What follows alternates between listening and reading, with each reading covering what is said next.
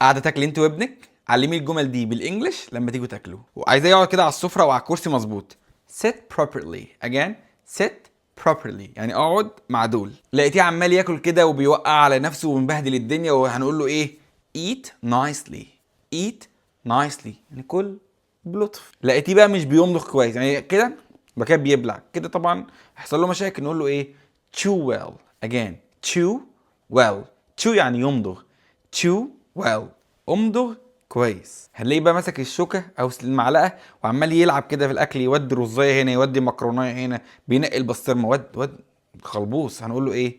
do not play with your food.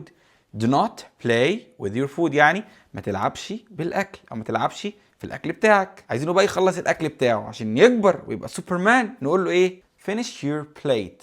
finish your plate او finish your meal. finish your meal. عايزين نشجعه بقى، عمل كل الحاجات الحلوه دي، هنقول له ايه؟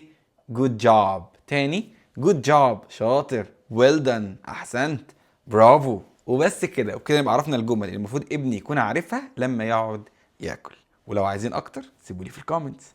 سلام.